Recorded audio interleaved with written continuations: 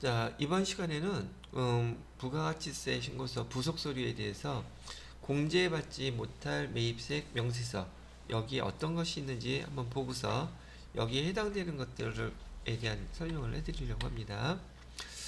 우선 여기 신고서를 한번 볼까요?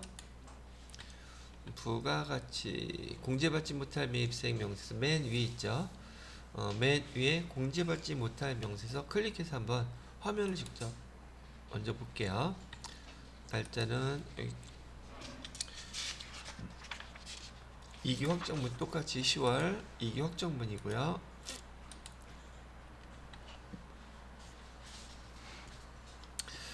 자, 여기 앞에서 보시게 되면 지금 여기 공제받지 못할 매입세액 신고 명세서에 네 가지 탭이 있어요. 첫 번째는 공제받지 못할 매입세액 내역, 두 번째는 공통 매입세액 안분 내역, 세 번째는 공통 매입세액 정산 내역, 네 번째는 납부세액 또는 환급세액 재계산이라고 하는 네 가지가 지금 들어가 있는데 여기 공통점은 공제받지 못할 매입세, 즉 여기서 계산되는 금액은 공제받지 못하는 금액을 계산해서 부가세 대급금이죠. 매입세액을 빼야지 돼요. 매입세액을 갖다가 뺀다는 말은 우리가 원재료 같은 거 사면 차변에 매입 뭐죠? 부가세 대급금이라는 계정이 쓰여있죠. 그죠? 그렇게 부가세 대급금이 들어가면 부가가치세 신고할 때 그만큼은 매출세액에서 공제해 주는 거잖아요. 근데 지금 이 계산의 목적은 매입세액을 공제 안 해주겠다는 얘기잖아요. 그럼 얘를 만약에 부가가치세 부속서류에서 금액이 계산이 되면 걔는 회계 처리할 때 계산된 만큼을 차변에 써야 될까 대변에 써야 될까, 그만큼을 빼야 된다는 얘기예요. 얘는 지금 공제 안 해주겠다고 얘기하는 거니까. 그죠? 자, 여기 첫 번째 보세요. 첫 번째는 여러분이 메인 매출 전표에다가 자료 입력하셨던 54번 불공에 해당되는 항목들이에요. 그래서 메인 매출 전표에서 여러분이 54번 불공 처리했던 것들이 여기에 집계되어 있단 말이죠. 그리고 그때 뭐라고 말씀드렸냐면 불공을 처리하게 되면 불공 사유 거기 팝업창에 뜨면서 거기에 해당되는 거 클릭했었죠. 그죠? 그 항목들 첫 번째 필요지역 기재사항 누락, 그 다음에 사업무관. 자, 불공사항 제가 꼭 외우라 그랬었던 거죠. 이론상으로도 실무상으로도 되게 중요한 거니까 제가 간단히 우리끼리 외웠던 방법으로 6가지 정리를 해드리게 되면 첫 번째는 세금 계산서 필요적 기재사항이죠. 필요적 기재사항 오류 또는 누락이 되게 되면 이 불공은 세금계산서 받았을 때 부가세 유형 선택하는 유형이라 했어요. 신용카드나 뭐 현금영수증 받고 불공 이거 처리하면 안 돼요. 예, 세금계산서에 대한 거라는 거 기억하시고요. 그다음에 두 번째는 사업과 무관한 세금계산서 받으시면 불공 처리해 주세요. 세 번째로는 1000cc라고 얘기했었죠.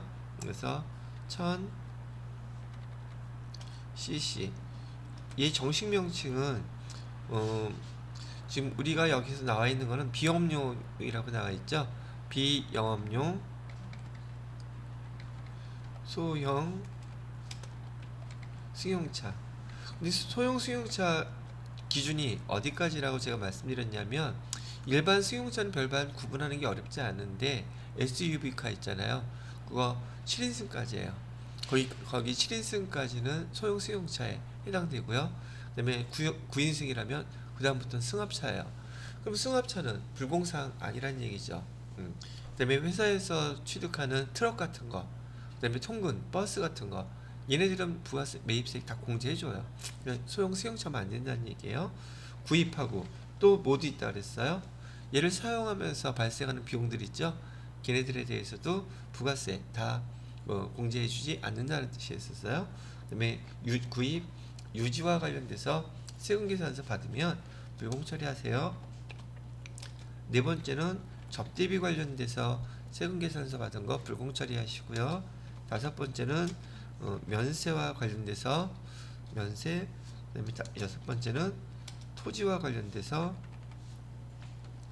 이런 그 세금 계산서를 받으면 여러분이 매입매수전표에서 입력하실 때 여기 불공처리하라고 부가세 유형 불공사항입니다. 불공처리하라는 게 무슨 뜻이에요?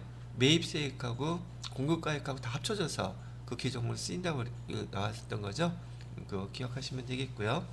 근데 지금 여기 불공사항 6개 중에서 하나가 더 있어요. 사실은 어떤 게 있느냐면 여기 7번째는 공통매입세액에 관련된 공통매입과 관련돼서 세금계산서 받으면 얘도 불공처리할 수 있게끔 되어 있더란 말이죠. 그러면 그 공통매입이라는 게 뭔데요? 공통매입은 여기 나와 있는 거 보이시죠? 공통매입이라고. 그죠? 이 공통매입은 지금 이 사업자는 과세사업하고 면세사업하고 같이 하고 있다는 뜻이에요. 그래서 공통매입세액은 이 사업자는 과세사업도 하고요. 과세사업도 하고 또 못한다? 면세사업도 하는 이런 사업자라면 지금 이 사람이 여기 과세사업, 면세사업에 같이 사용하는 원재료를 사갖고 오거나 건물 또는 기계장치 이런 것들을 갖다가 사갖고 왔을 때 기본적으로 매입세액이 있을 거 아니겠어요?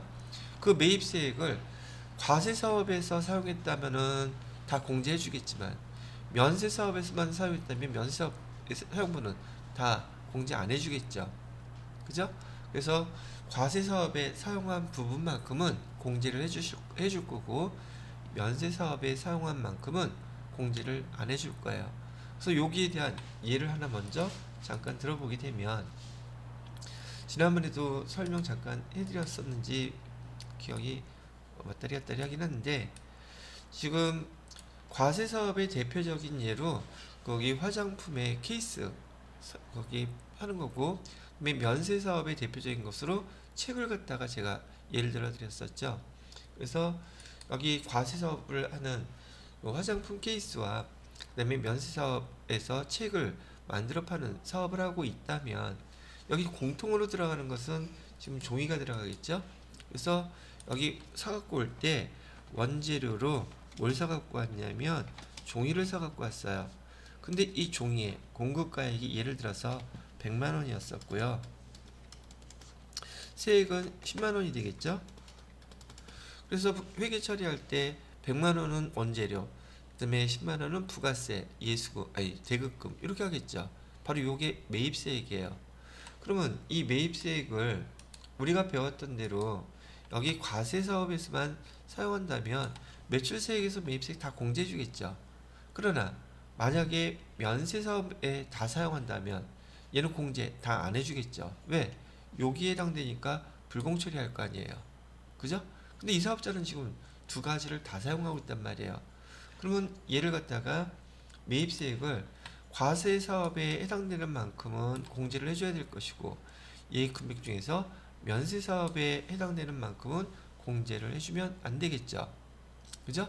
자, 첫 번째 회계 처리를 할 때 지금 이 원재료 종이 사갖고 오면서 얘를 51번 과세로 회계 처리를 한 경우에요. 시험 문제에서는 주로 예로 나와요.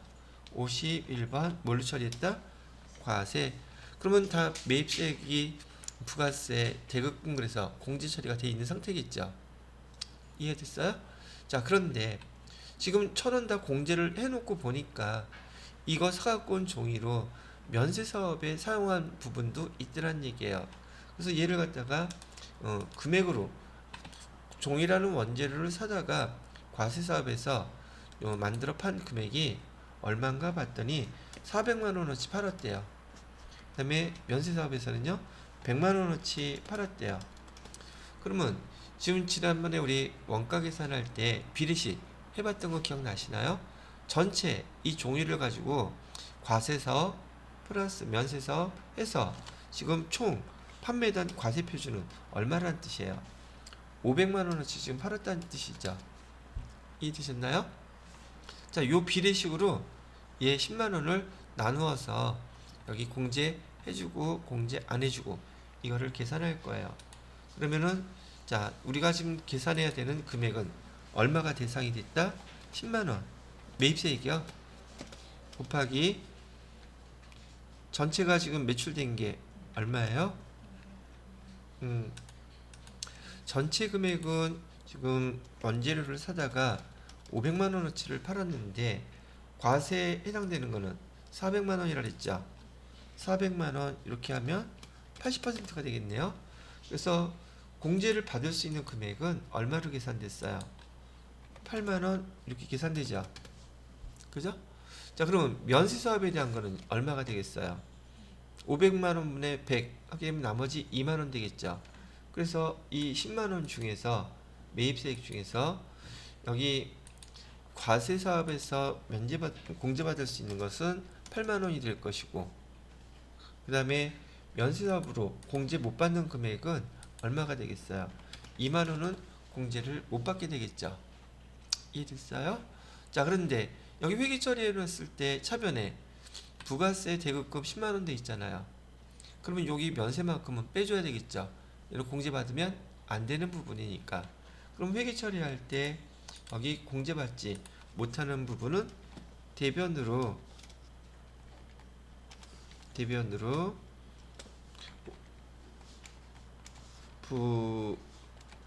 부가세 대급금 이렇게 하면 공제 안 해준다는 뜻이니까 여기 2만원 이렇게 처리하시면 될 것 같고, 차변에다 뭐를 다시 증가시켜야 되겠어요? 차변에다가는 원재료가 다시 증가하겠죠. 지금 원재료 사갖고 온 금액으로 이만큼 나눠준 거예요. 그래서 원재료가 2만원 이렇게 하게 되면 매입세 공제 안 해준다는 뜻으로 이렇게 나누어서 계산이 된 거예요. 근데 이거 계산은 내용만 잘 이해하시고 우리 부가세 부석서류 이제 작성하시게 되잖아요. 얘는 자동으로 계산될 거예요.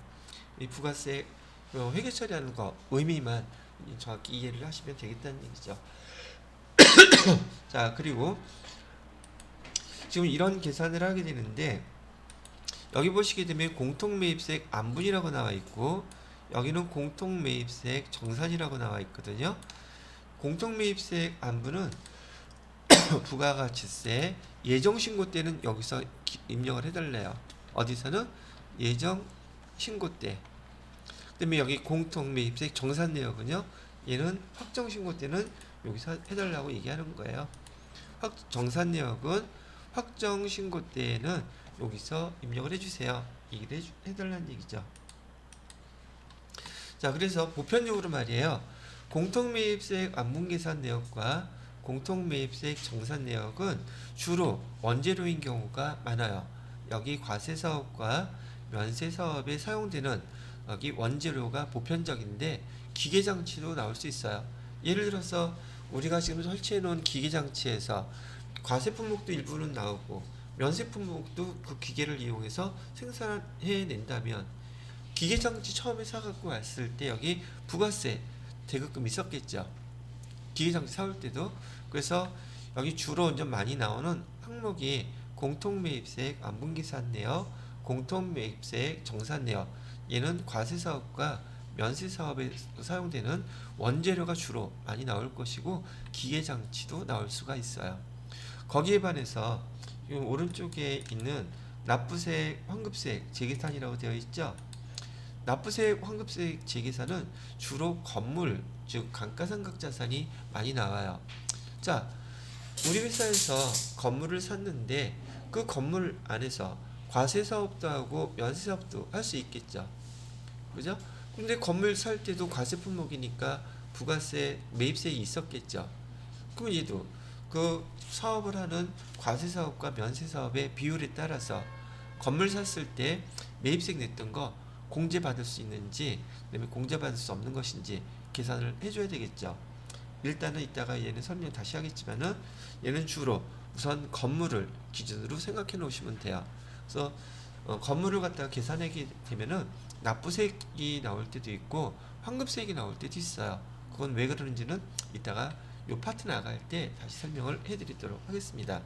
자, 이제 설명은 대충 들었으니까 직접 이런 자료들을 한번 입력을 해보도록 할게요.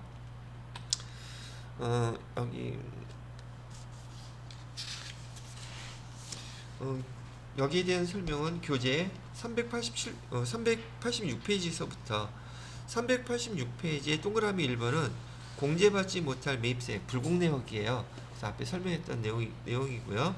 그래서 기억, 니은, 디귿, 리을, 미음, 비읍 이렇게 나와 있죠. 거기까지 보시면 되겠고요. 지금 설명할 것은 2번에 공통매입세 안분계산이라고 나와 있어요. 그 다음에 3번에는 공통매입세 정산이라고 나와 있고요. 그런 뜻이구나 라고 이해하시면 되겠습니다. 다음 페이지로 넘겨보시게 되면 388페이지에 4번에 납부세 또는 환급세액을 재계산해서요 나와 있는데 이건 좀 이따 설명하기로 하고 일단 밑에 나와 있는 필수예제 갖고 한번 작성을 해보도록 하겠습니다. 이 자료를 어떻게 보는지 여러분이 이해를 하시면 된다는 얘기예요.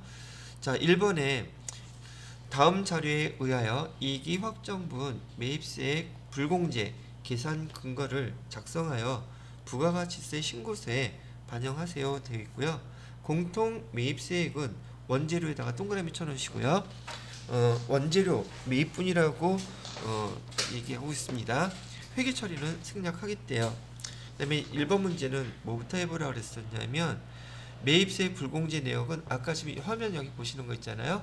이익이 확정 기간 입력하시고요. 조회만 하시면 끝난 거예요. 얘는 벌써. 자, 두 번째 자료를 보시게 되면 공통 매입세액 정산 자료 정산에다가 동그라미 치시고요. 앞에는 안분 계산 내역 즉 예정 신고는 제대로 됐다고 본다는 얘기예요. 그리고 매출 자료 거기에서 과세, 면세 이렇게 쓰여져 있죠. 이따가 이 자료가 어떻게 입력이 되는지 제가 아까 과세에서 매출된 거 400만 원, 그다음에 면세에서 매출된 거 100만 원 그거 구분하고 똑같은 내용이에요. 그다음에 2번에 보시게 되면 총 공통 매입세액이 이익이 전체로 봤을 때 500만 원이래요. 총 공통 매입세액이라고 알려주고 있죠. 지난번에 얘기했던 것처럼 얘도 확정 때에는 정산할 때는요 이익이 거 전체 계산해서 예전 걸 빼버려요. 계산하는 방식은 똑같아요. 자, 그 다음에 이익이 예정 신고 때는 미리 공제한 거 얼마 불공제를 먼저 처리해놨냐면 150만 원을 미리 처리해놨다고 얘기를 하고 있네요. 자, 화면 잠깐 봐주세요. 자, 이제 공통 매입세액 정산 내역에서 하라고 했으니까 클릭해 보시고요. 산식이라고 나와 있는데 우리 여기 대부분에 해당되는 거는 시험 문제나 일반 기업 회사에서 하는 건 지금 아까 얘기 드렸던 공급가액 과세 표준이 기준이에요. 산식 공급가액 기준으로 선택하시면 되겠고요.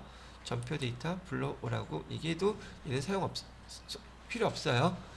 불러오는 거하고 사용할 거 아니라 주어진 자료 갖고 입력할 거예요. 자, 그러면 구분이라고 되어 있는데 구분은 그렇다고 치고요. 총 공통 매입세액 자료에서 얼마라고 알려줬습니까? 총 공통 매입세 500만 원이라고 알려줬죠? 500만 원 입력하시면 돼요. 자, 그 다음에 이익이 확정가는 제가 예정, 확정가 두 개 다 합친다 그랬죠. 자료에 보시게 되면 매출 자료 보셔요. 자, 여기 화면 보시죠. 지금 여기에 면세 사업 비율을 확정하는데 아까는 제가 수기로 계산할 때는 과세거, 면세거 두 개 다 기록했었죠. 계산했잖아요. 근데 여기 우리 입력할 때는 요 의미만 알면 돼요. 여기 확정 신고 때는 여기 총 공급가액은 오른쪽에 매출 자료 면세하고 과세 합친 금액 있죠. 1억 1천만 원을 여기다 입력하면 얘가 총 공급가액이에요. 그리고 우리는 면세거만 계산하면 돼요. 지금 여기 상황에서는. 자, 그 다음에 어차피 둘 중에 하나만 계산하면 금액 금방 나오잖아요. 그죠? 면세 공급가액은 얼마라고 주어졌어요? 5천만 원이라고 주어졌죠. 그럼 면세 비율이 45% 나오네요. 그럼 불공제 지금 이 확정 전체를 계산했더니 불공제 매입세액은 얼마 불공제 해당된다는 거예요. 여기 500만 원 중에서 227만 2,727원 이 금액을 공제 못 받는 거죠. 그죠? 왜? 이익이 전체에서 지금 면세에 해당되는 게 지금 5천만 원이라면서요. 45%는 우리가 관련된 원재료를 사갖고 왔다 할지라도 500만 원 중에서 이만큼은 면세에 해당되는 부분이니까 공제 안 해주겠다는 얘기예요. 자, 그런데 여기 227만 원은 이기 전체 건데 예정 때 벌써 불공제 처리한 거 있었다 그랬죠. 얼마? 150만 원 있었다 그랬었어요. 그러면 이번 확정 때 불공제로 처리해야 될 금액은 얼마만 처리하면 돼요? 77만 2,727원. 요거만 처리하면 되겠죠. 되셨나요? 오케이. 그러면 이 금액을 갖다가 회계 처리를 한다면, 문제에서는 회계 처리하라는 말은 없었지만 아까 설명해 드렸던 대로 얘는 지금 면세 부분에 해당된 거니까 대변에 면세에 해당되는 부가세 대급금 이만큼 면제 빼줘야 되겠죠. 77만 2,727원 빼주고 차변에다가는 뭐라고 써져요? 차변에다가는 원재료로 다시 환원시켜줘야 되겠죠. 원재료 77만 2,727원. 회계 처리는 일반 전표 입력에다가 12월 31일 날짜로 이렇게 입력해 주시면 마무리가 됩니다. 되셨나요? 자, 그리고 지금 여기서는 또 뭐 하라 그랬어요? 아, 그리고 지금 우리가 자료 이렇게 입력하고 나니까 밑에 자동으로 계산되어 있는 금액이 이렇게 표시 나오죠. 이거 보고 확인하셔도 될 것 같고요. 자, 얘 또 저장이 있으면 저장 눌러 놓으시고요. 이 금액이 부가가치세 신고서에 어디에 들어가는지를 보시라는 얘기죠. 자, 얘 일단 나가고요. 부가가치세 신고서 클릭하셔서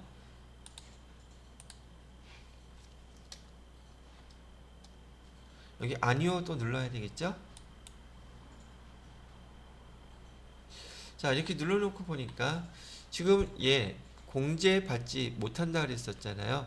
그래서 제가 지난 시간에 공제받지 못할 매입세액 집계는 요게 들어온다 그랬던 거 기억나시죠? 그럼 여기 화면을 보고 싶으면 얘를 클릭하시면 돼요. 그랬더니 지금 우리가 입력했던 여기 공제받지 못할 매입세액의 구성 요소가 첫 번째는 54번 불공 처리했던 거, 두 번째는 조금 전에 우리가 입력했던 공통 매입세액 면세분에 대해서 계산된 금액이 77만 2,727원 이렇게 나와 있죠. 요게 이렇게 반영해 주시면 된다는 얘기예요. 그런데 여기서 지금 계산한 금액 나왔죠? 여러분이 여기다가 직접 입력해 주셔야 돼요. 시험 문제에서는. 그러니까 어디에 뭘 눌러서 얘를 반영해야 될지 그걸 알아야 된다는 얘기가 되겠죠. 되셨나요? 오케이. 자, 그래서 지금 388페이지에서 그 매입세액 정산 내역이 된 자료 입력하는 것도 한번 직접 해 보시기 바랍니다. 여기에 대한 설명이 388페이지부터요. 389페이지 390페이지까지 해가지고 회계 처리하는 거, 또 부가가치세 신고서에 반영되어 있는 내역 이렇게 해서 설명을 해주고 있네요.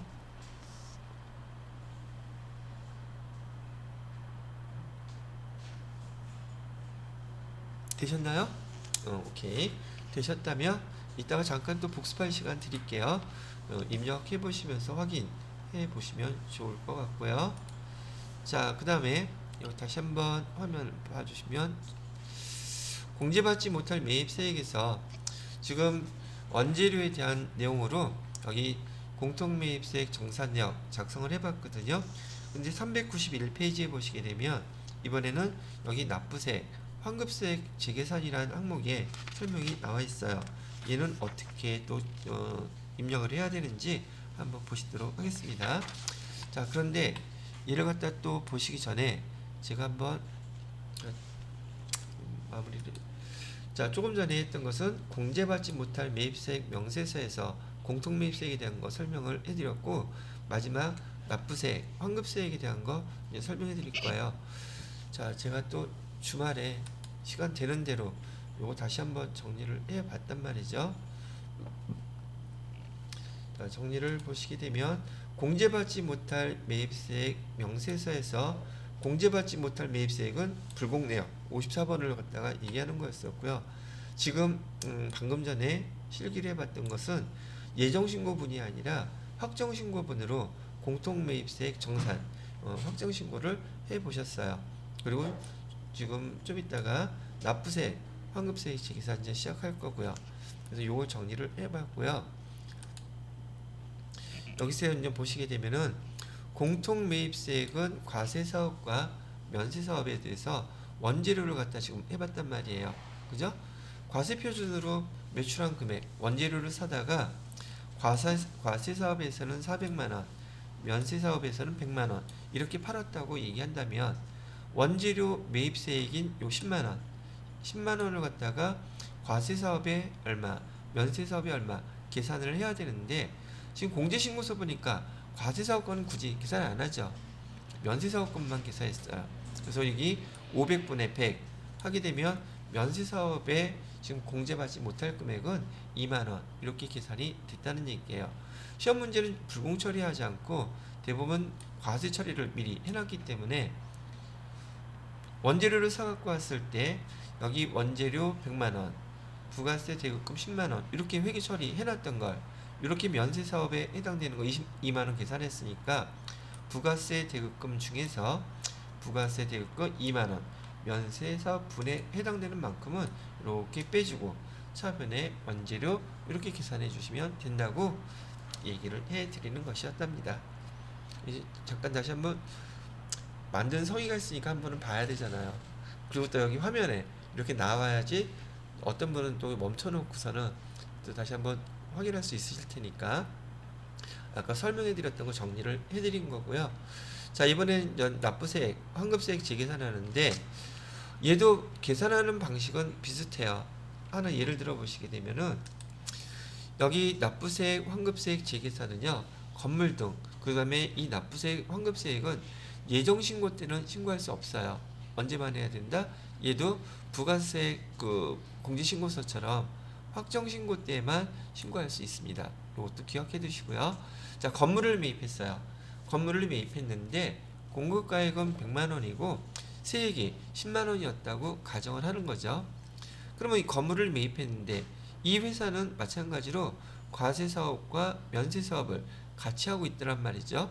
그랬을 때 이 매입세 10만원에 대해서 면세 비율에 따라서 지금 그만큼은 공제 안 해줘야 되는 건 똑같겠죠. 근데 얘가 계산하는 게 조금 전에 얘기했던 공통매입세 갖고 계산하는 방법이 조금은 달라요. 어떻게 다르냐면 얘 원칙이 뭐냐면 여기 전기에 면세 비율하고 판매된 거 이번 기에 면세 비율을 비교해서 5% 이상이 차이가 나면 그러면 얘 계산하래요. 그냥 막 계산하는 게 아니라 얘는 면세 비율에 따라서 계산할 수도 있고 계산하지 않을 수도 있단 말이죠. 그걸 뭐라고 부르냐면 면세 비율 5% 룰이라고 불러요. 여기 납부세, 환급세 재계산을 할 때에는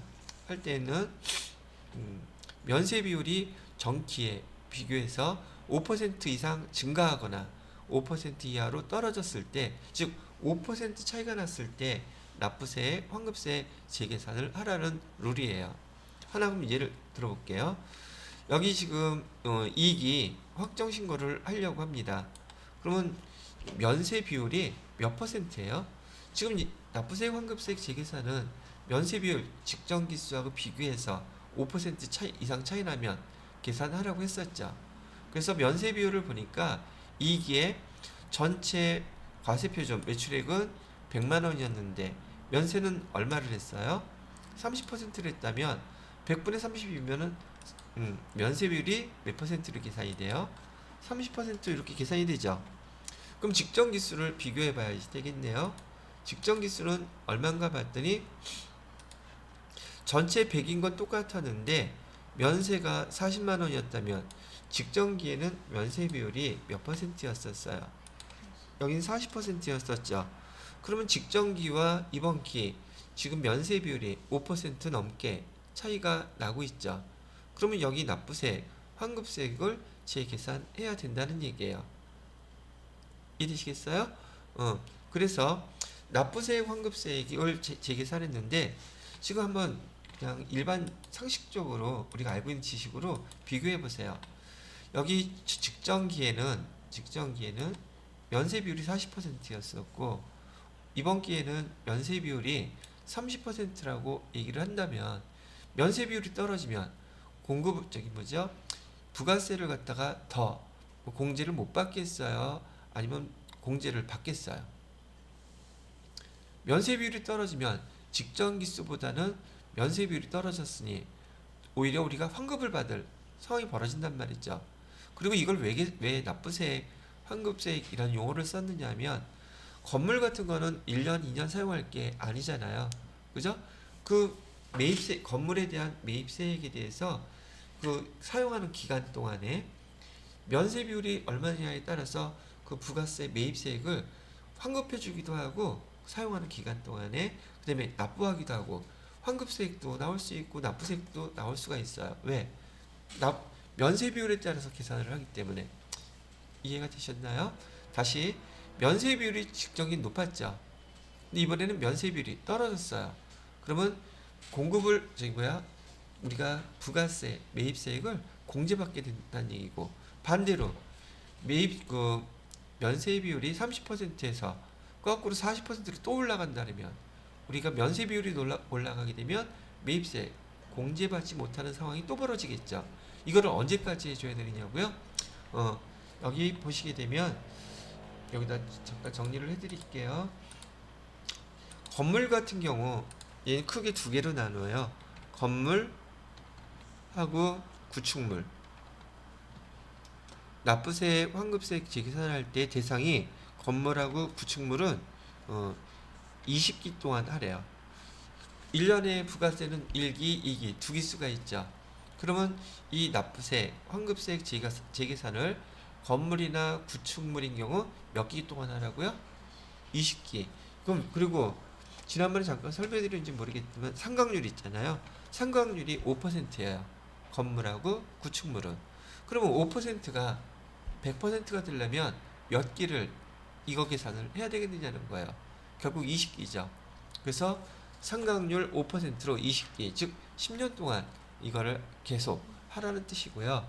그 다음에 얘 부가세법에서 얘는 건축물, 구축물, 건물, 구축물 하고 나머지는 감가상각 대상 자산을 다 기타 자산으로 구분을 해요. 기타 자산은요 4기 동안만 하래요. 4기 그리고 4기 동안면 2년 동안 하라는 뜻이죠. 상각률은요 25%예요. 25%가 100% 다 처리가 되려면 딱 4기가 필요하죠. 그래서 이렇게 구분을 하고 있어요. 되셨나요? 그래서 여기 건물, 구축물, 그다음에 기타 자산에 대해서 상각률도 기억해 두셔야 되겠고요. 그다음에 이따가 계산할 때 경과된 과세기간을 갖다가 계산을 해야지 돼요. 경과된 과세기간. 자, 이 건물을 우리가 언제 샀느냐 하면 2019년 1월 25일 날 샀다고 가정을 하고요. 지금 얘를 갖다가 여기 납부세, 환급세 재계산하는 여기 확정신고 날짜가 2021년 12월 31일이라고 가정했을 때 그럼 경과된 과세기간은 몇 기가 되겠습니까? 경과된 과세기간은 6개월 단위로 계산합니다. 자, 그렇다고 한다면 우선 취득했을 때 이 건물을 취득한 날짜는 한 기 무조건 집어넣으라 그랬었죠? 그 다음에 그러면 2019년 1기 들어가죠. 그 다음에 2019년 2기 들어가죠. 2020년도 1기, 2기 또 들어가죠. 그럼 4개죠. 2021년도 1기 또 들어가죠. 그래서 얘 경과된 과세기간은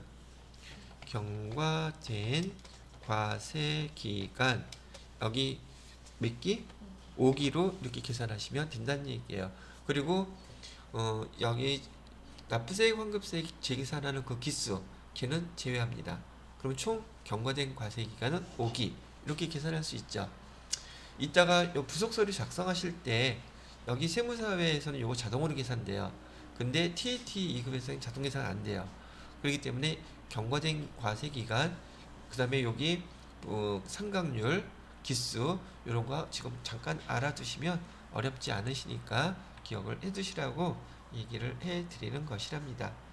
이해가 되셨나요? 이렇게 하시고요. 열심히 정리한다고 했는데 막상 또 수업하다 보면 아쉬운 게 또 생기네요. 추가할 게. 에이 몰라.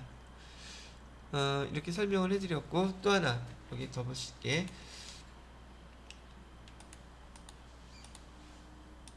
자, 이따가 요 교재를 가지고선 쭉 설명을 해드릴 것이지만, 지금 여기 2기하고 1기, 2기 두 가지 비교했을 때는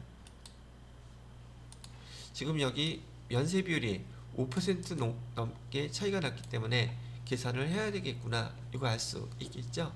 자, 그 다음에 이번에는 예를 들어서 1기를 갖다가 또 한다고, 부가세 신고를 한다고 가정을 해볼게요. 그럼 면세 비율이 120만원 중에서 40만 8천원이라면 면세 비율이 몇 퍼센트가 나오나요? 계산기로 나눠보세요. 그럼 여기 몇 퍼센트가 나오느냐면 34%가 이렇게 나올 거예요. 34%가 나오게 된다면 지금 우리 5% 룰에 의해서 지금 얘 납부세, 환급세 재계산할 필요가 있어요? 없어요? 5% 이상, 이하 차이 났을 때만 하라 그랬잖아요. 그럼 이때는 직전기하고 이번기하고 차이가 5%가 나지 않으니까 이번 1기에는 납부세, 환급세 재계산 할 필요가 없겠죠. 자, 그리고 다음 기로 또 넘어갔어요. 이번에 2기 때가 됐는데 요 비율 한번 다시 계산해 보면 150만원 매출 중에서 면세 비율이 면세 금액이 49만 5천원이라고 한다면 면세 비율은 몇 퍼센트로 계산이 되나요? 여기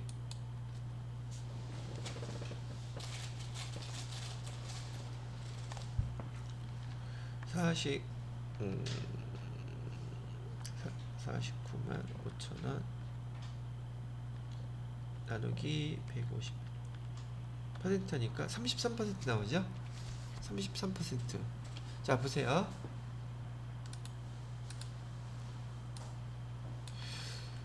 이번에 그 2기에 면세 비율을 계산해 보니까 여긴 33%예요. 직전기는 몇 퍼센트예요? 34%. 5% 차이가 나요? 안 나요? 안 나죠? 그러니까 또 여기도 마찬가지로 뭘 못해요?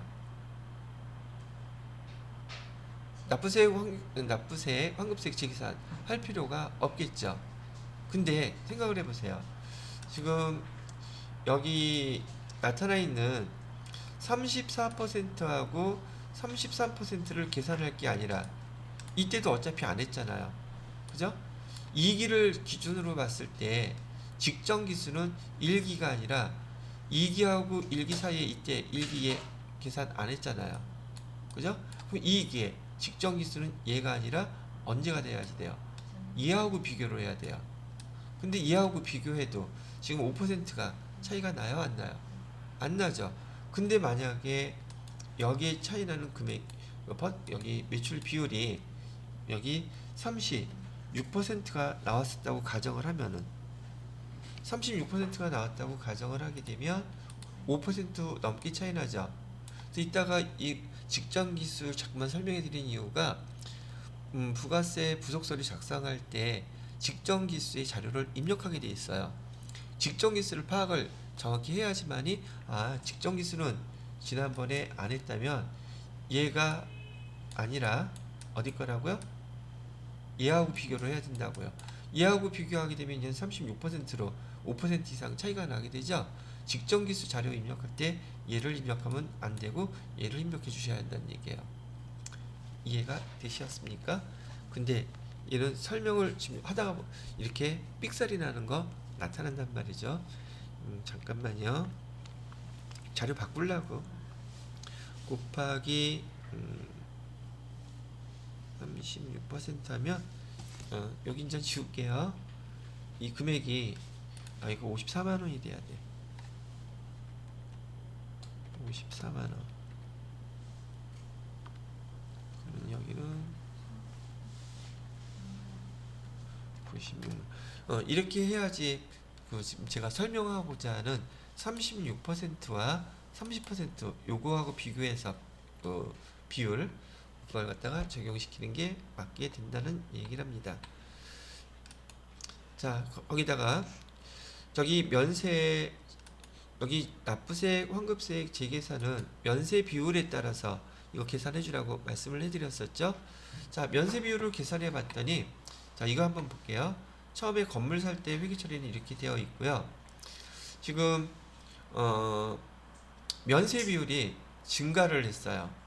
아니, 면세 비율이 감소했죠. 여기 40%에서 30%로. 아까 여기 면세 비율은 40%. 이익이 지금 신고하는 면세 비율은 30%. 면세 비율이 감소했죠. 면세 비율이 감소했다면 감소한 것만큼은 부가세 대급금으로 공제해주겠다는 얘기예요. 면세 비율이 감소했으니까. 그래서 부가세 대급금이 차변으로 오고 대변에 건물을 빼주는 거예요. 그럼 이렇게 되면 얘는 환급 사태가 벌어져요. 왜? 면세 비율이 감소했으니까. 그랬죠? 근데 만약에 면세 비율이 30%였다가 여기 36%로 면세 비율이 증가하게 되면 반대로 지금 부가세 대급금을 공제를 안 해주겠죠. 면세 비율이 높아진 것만큼은. 얘는 대변에다가 부가세 대급금 써주시고 차변에 또 건물 이렇게 써주시는 거예요. 뭐 이런 경우에는 납부세액이 발생한단 말이죠. 납부세액의 뜻은 부가세 대급금 공제해주는 걸 뺐으니 납부액이 되겠죠. 여기 환급은요. 이렇게 면세비율이 감소하게 되면 부가세 대급금을 차변에 써줘야 되니 여기 납부를 오히려 이제 공제를 받게끔 되겠죠. 그래서 여기 용어가 납부세, 환급세 이게 그 감가상각하는 유형자산의 면세 비율에 따라서 매년 오르락 내리락 할 수 있다는 얘기예요. 그래서 두 개가 다 나올 수 있기 때문에 납부세액, 환급세액 재계산이라는 용어가 붙어 있는 거랍니다. 그런데 이렇게 면세 비율 5%를 적용하지 못하는 경우가 있어요. 어떤 경우냐면 신규 사업자인 경우에요. 신규 사업자인 경우에는 직전 기수가 있어요, 없어요? 그걸 비교해야지만이 면세 비율이 증가했는지 감소했는지 그걸 따질 수가 있는데 직전기가 지금 없기 때문에 신규 사업자인 경우에는 한 기수는 그냥 넘어갈 수밖에 없더란 얘기예요. 두 번째, 공급가액이 50만 원인 그 매입세액에 대해서는 예 하지 말래요. 왜? 공급가액이 50만 원이라고 얘기한다면 매입세액은 얼마예요? 매입세액은 5만 원 되겠죠. 근데 5만 원 미만이에요. 5만 원 미만이면 여기 계산해야 될 금액이 워낙에 작아. 그러니까 이런 거 짜질치기 하지 말아라 이런 뜻이에요. 5만 원 미만이라 그러면 5만 원 들어가지는 않죠. 이하가 아니라 미만이에요. 그 다음에 공급가액 500만 원이요. 아니 공급가액이 5천만 원이면 매입세액은 얼마가 될까요? 500만 원 되겠죠? 얘는 무조건 하래요. 왜요? 부가세법 입장에서 매입세액이 500만 원이면 큰 금액이라는 뜻이에요. 그러니까 5%를 적용된다, 안 된다. 5%를 적용하지 말고 무조건 해주세요. 이렇게 얘기를 하고 있다는 뜻이랍니다. 되셨나요? 자, 그래서 여기 면세 비율에 대한 5%를 적용 예외되는 것까지 설명을 좀 먼저 해드렸고요. 그리고 이제 전반적인 내용 한번 설명을 했으니까 실제로 이제 매출세액 아니 해당되는 항목들을 직접 입력하면서 건물 5%.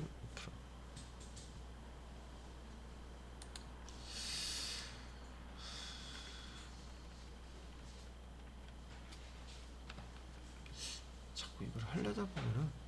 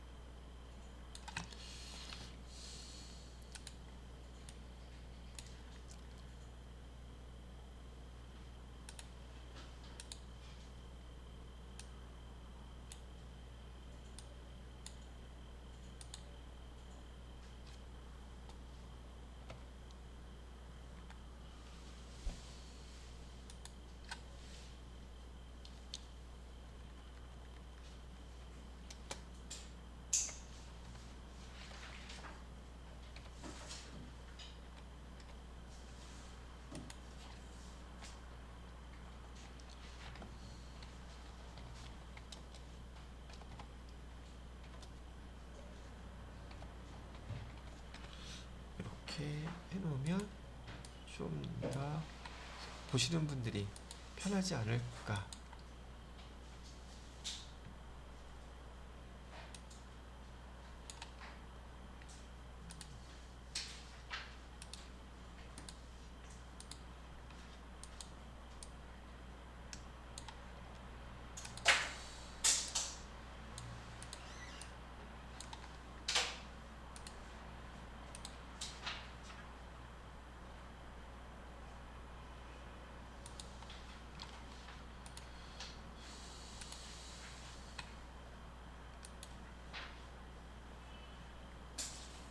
자, 직접 자료를 보면서 제가 설명해 드렸던 것도 실기로 한번 입력해 보시고 그다음에 이거 다시 한번 보시게 되면 이야기가 좀 더 쉬워지실 것 같아요.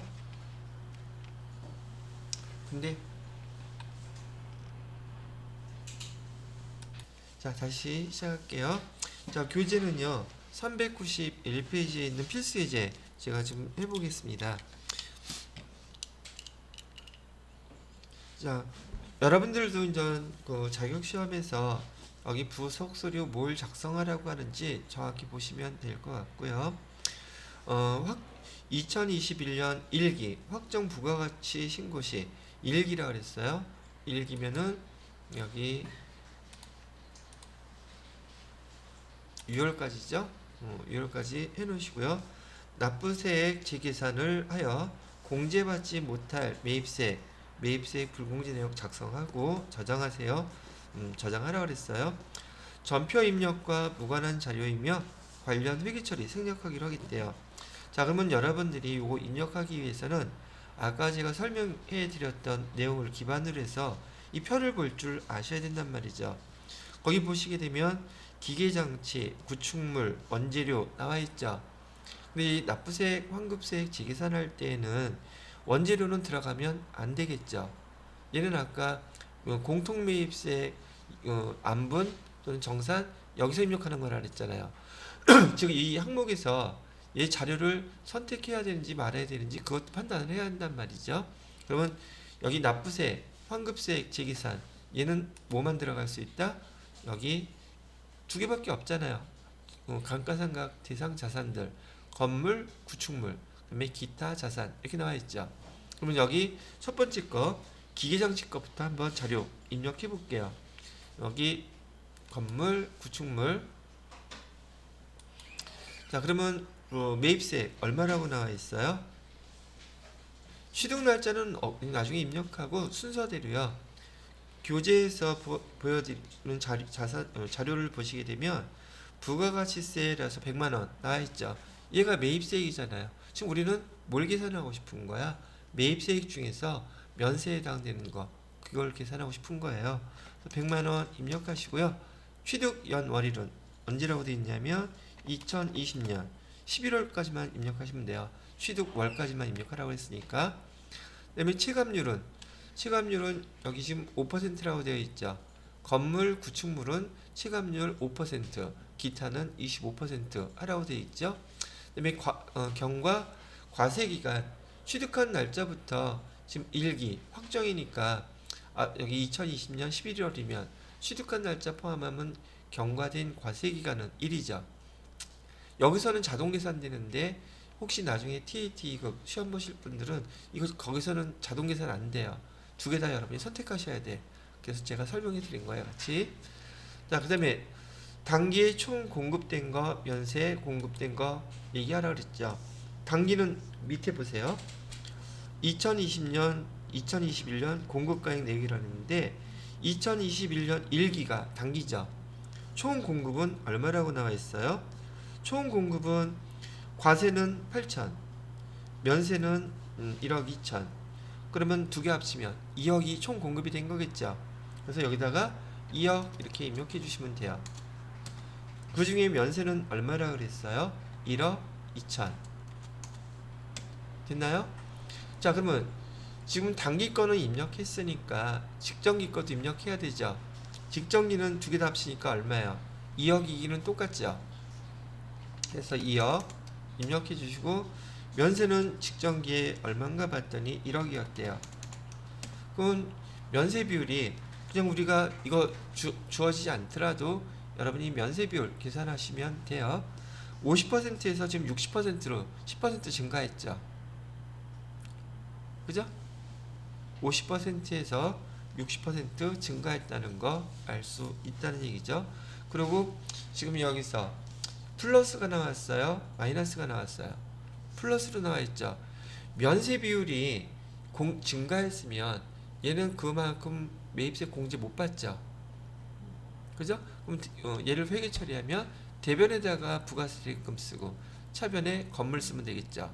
자, 그럼 첫 번째 건 이렇게 입력했고요. 두 번째 것도 자료 주었으니까. 두 번째는 구축물이라고 그랬어요. 아이고, 잘못했네. 쏘리.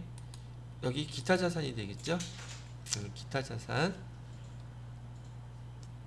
기계장치부터 제가 입력한 거였거든요. 자, 그 다음에 두 번째는 구축물이니까 건물 구축물 하시면 되겠죠. 그래서 아니요 누르고 여기 매입세액은 500만 원이네요. 취득한 날짜는 2019년 10월이라고 되어 있고요. 공급가액은 다 똑같겠죠. 총 공급가액 2억 중에서 면세 공급가액은 1억 2천.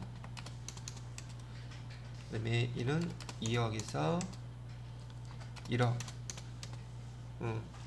그래서 지금 자료 주어진 대로 두 가지를 입력했더니 요 밑에 공제, 얘는 지금 납부세액이에요, 환급세액이에요.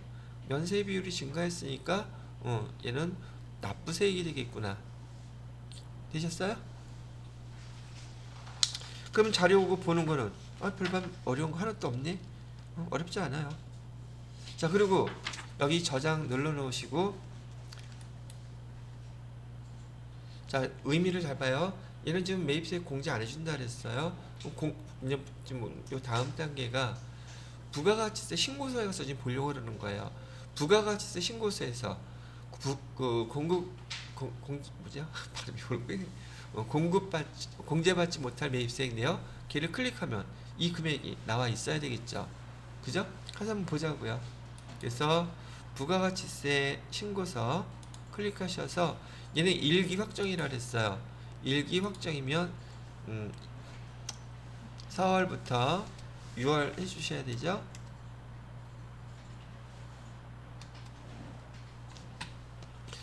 입력했더니 지금 여기에 보시게 되면 공제받지 못할 매입세액에서 지금 우리가 방금 계산했던 520만원, 52만원 나와 있죠.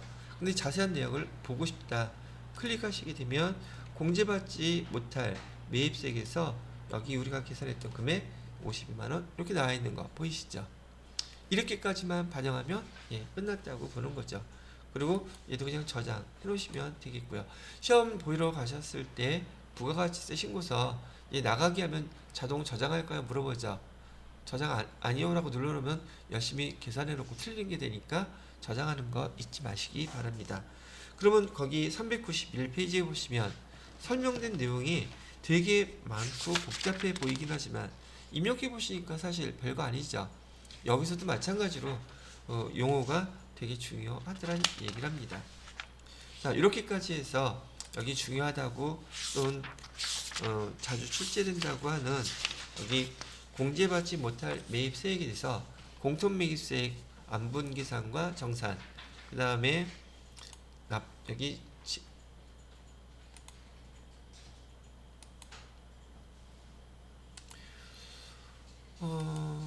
여기죠. 여기 해당되는 공제받지 못할 매입세액 명세서에는 네 가지가 있다 그랬어요. 불공사항, 그 다음에 공통매입세액 안분정산, 그 다음에 납부세액, 환급세액, 지계산. TAT 2급에서도 많이 출제되는 항목이에요. 자, 그리고 여기까지 제가 수업한 거 정리하고요. 다음 시간에 수정신고하고 가산세, 부가가치세 부속소리의 마지막 파트이고 시험 문제 제일 많이 출제되는 항목으로 정리를 설명해 드리도록 하겠습니다.